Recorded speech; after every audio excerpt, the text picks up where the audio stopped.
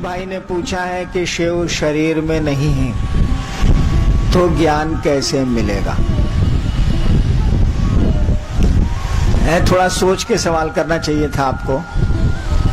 धरती पर बहुत सारे गुरु नहीं है, शरीरधारी बहुत सारे गुरु नहीं है। भगवान बुद्ध नहीं है, भगवान रजनीश नहीं है, बहुत सारे गुरु हैं जो अब शरीर में नहीं है। कितना नाम गिनाए। और आज भी वो गुरु हैं और लोग उनके शिष्य बन रहे हैं और शिष्य हैं। गुरु को शरीर से कुछ लेना देना नहीं।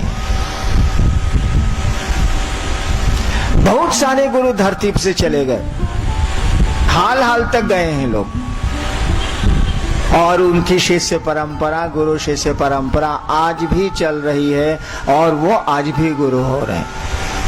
इसी से सोच लेना चाहिए कि शिव का शरीर में होना तो कोई अर्थ ही नहीं रखता। दूसरा, शिव बिना शरीर के हमको आपको धन धान्य संतान सुख पद प्रतिष्ठा देती।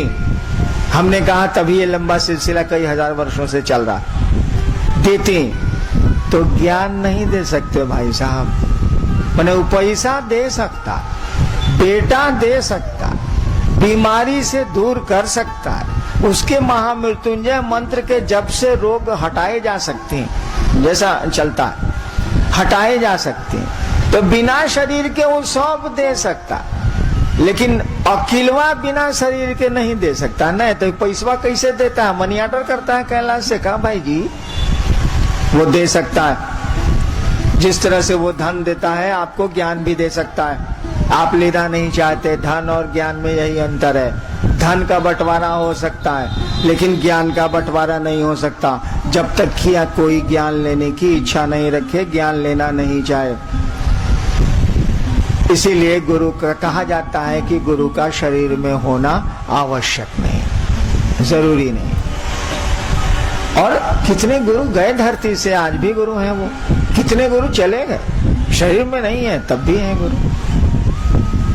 अब नाम हमसे कहला लिवाइएगा, लेकिन आप जरा सा सोचिएगा तो आपको लगेगा कि ये लोग तो शरीर में नहीं हैं और उनकी शिष्य परंपरा चल। एक भाई भी जाता है, कहा जाता है कि लोग शिव गुरु मानने के बाद दया मांगने के लिए कहा जाता है। कृपा और दया में क्या? कुछ नहीं, शब्द का अंतर है। कृपा और दया में थोड़ा सा अंतर है बस।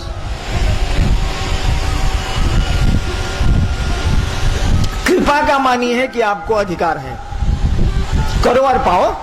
कृपा करो और पाओ, सामान्य अर्थ यही लगेगा इसका। कृपा का अर्थ है आपको अधिकार है, दया का अर्थ है कि आपको अधिकार नहीं, तब भी चाहिए।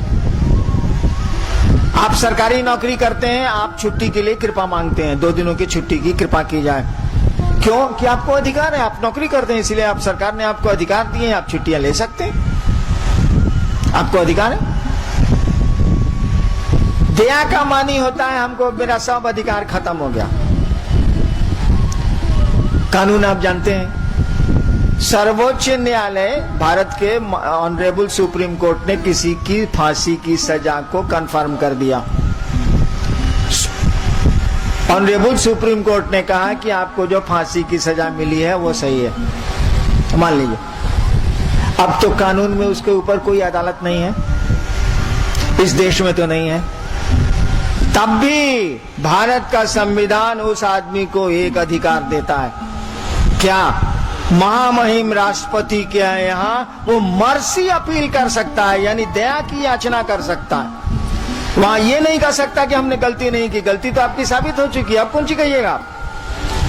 वहां दया मांगी जाती है और दया मिलती है, कानून में तो प्रावधान है। दया का अर्थ हुआ कि हमको पात्रता नहीं है, तब भी हमको चाहिए।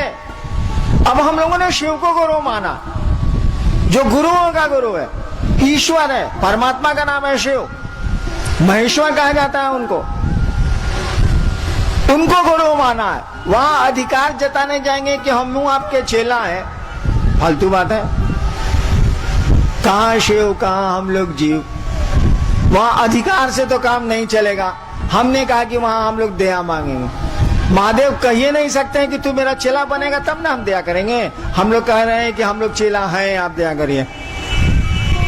है या नहीं इससे आपको क्या बात, हम तो दया मांग रहे हैं ना। कोई हमको अधिकार नहीं है तब हमको चाहिए। इसीलिए कृपा को हटा के दया शब्द दिया गया है कि हम लोग कुछ नहीं है, एकदम खत्म है, तब वो हमको चाहिए। हे महादेव आप मेरे गुरु हैं, एकदम झूठ। हमारा मनवा पूछेगा कि महादेव गुरु है तब नहीं। इतना आसान है मन को पूछना, मुंह से न कह रहे हैं कि शिव आप मेरे गुरु हैं। तब भी हमको चाहिए आप हम पर दया करिए। इसीलिए दया शब्द का प्रयोग किया गया है, कृपा शब्द का प्रयोग नहीं किया गया है। कृपा जैसे होगी तब वो कहेंगे तू पहले चेला बनेगा तब ना हम कृपा करेंगे। ये लफड़ा में कौन पड़े, चलिए दया करिए। एक भाई की जिज्ञासा है कि जो व्यक्ति शरीर भारी गुरु को अपना गुरु बनाए, या वे लोग इनको गुरु बना सकते हैं? एक भाई ने पूछा है कि जो व्यक्ति शरीरधारी गुरु को गुरु बनाए हैं, क्या वो शिव को अपना गुरु बना सकते? क्यों नहीं बना सकते भाई? वो गुरुओं का गुरु है, वो जगत गुरु है, ईश्वर है, उनका नाम है शिव। मैंने प्राइमरी में पढ़िएगा, कॉलेज में घुस में नहीं कीजिएगा भाई जी, मिडिल में नहीं जाइएगा। 5वां से 7वां 8वां 9वां 10वां 11वां उसके बाद कॉलेज, ऊपर नहीं चढ़िएगा। शिव को बड़ी आसानी से गुरु माना जा सकता है, कभी भी गुरु माना जा सकता है। हमारे तो 14 गुरु थे, तब मैंने शिव को गुरु माना 1974 में। चलिए। एक भाई की जिज्ञासा है कि अगर शिव को गुरु नहीं मानते हैं तो क्या जिंदगी नहीं बीतेगी? खूब बीतेगी, काहे नहीं बीतेगी। शिव, एक भाई ने कहा है कि शिव को गुरु नहीं मानेंगे तो जिंदगी नहीं बीतेगी, खूब मजे में बीतेगी। बीतिए रही है, गुजर नहीं रही है जिंदगी, खूब मजे में गुजरेगी। शिव को गुरु मान लीजिएगा, थोड़ा ज्यादा औकिल से ज्यादा मस्ती से गुजरेगी और कोई बहुत अंतर तो आवेगा नहीं। ऐसे रो रो के गुजरेगा, करने का चांस ज्यादा रहेगा। शिव गुरु होंगे तो दुख तकलीफ तो आएगी, लेकिन करने का चांस कम हो जाएगा। इतना ही भर का अंतर आएगा। शिव गुरु नहीं होंगे तो जिंदा नहीं रहेंगे। हम लोग जिंदा हिले हैं सारा। यहाँ तो आदमी आता है जाता है, सारा तो नियम चलाइए। लेकिन आप शिव को गुरु मानिएगा तो जीवन सुंदर हो जाएगा, जिंदगी में फूल खिलने लगेंगे, अच्छा लगेगा। और कोई मेहनत नहीं हो जिस काम में, उस काम को करना चाहिए जिससे लाभ हो, जिससे समझ आए, ज्ञान आए। और बिना ज्ञान के तो संसार में भी कोई काम नहीं हो सकता। संसार के बाहर तो और मुश्किल है, संसार में भी कोई काम नहीं हो सकता। इसीलिए गुरु के पास तो आपको जाना ही चाहिए। लड़का पढ़ेगा नहीं तो करेगा क्या भाई? हमको आपको शिव को गुरु बनाना चाहिए। एक भाई की जिज्ञासा है कि भाई बहन कहते हैं कि नमक की गाय से पाप करता है, ये कैसे पता चलेगा कि मेरा पाप कर रहा है? देखिए, पाप पुण्य कुछ होता नहीं,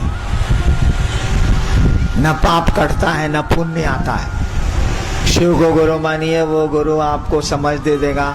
आप समझ जाइएगा कि न पाप कटता है न पुण्य जमा होता है। ऐसे ही सब चलता है, पाप पुण्य के फेरा में मत पड़िए। हम तो बिल्कुल नहीं पढ़ते हैं, आपको भी राय देंगे कि सब फेरा में मत पड़िए। जो ठीक लगता है, जो समाज के लिए ठीक हो, जो गुरु कहते हैं उसको करिए, बाकी छोड़िए। क्या होता है क्या नहीं होता, कितना माथा खराब करिए। चलिए, जिज्ञासा खत्म, छोड़ दी। इस पावन स्थल जगन्नाथपुरी में शिव गुरु महोत्सव का आयोजन, आप बैठे रहेंगे, अभी 5 मिनट और कार्यक्रम चलेगा, आप बैठे रहेंगे। आयोजन मैंने पहले भी कहा कि हमारा सौभाग्य कि इस आयोजन में हमको आने का, शामिल होने का सौभाग्य मिला।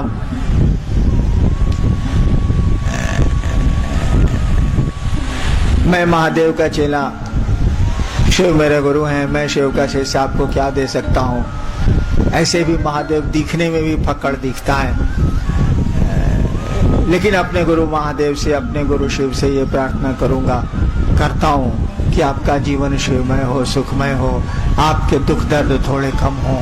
और यही अनधिकार, बिना अधिकार के ये आशीर्वाद देना चाहता हूँ कि आप सचमुच में शिव के शिष्य बने, शिव जैसा हमारा आपका आचरण हो, जिसके गले में सांप भी रहता है और चूहा भी जिसकी मूर्ति में रहता है, और बड़े इत्मीनान से दोनों रहते हैं जबकि सांप चूहे को खाता है। शिव आपके गुरु हो, शिव जैसा आपका जीवन हो, शिवमय हो, यही प्रार्थना अपने गुरु से करता हूँ और अनधिकार यही आशीर्वाद देना चाहता हूँ। आप सबों को मेरा प्रणाम, आप मेरा प्रणाम स्वीकार करें।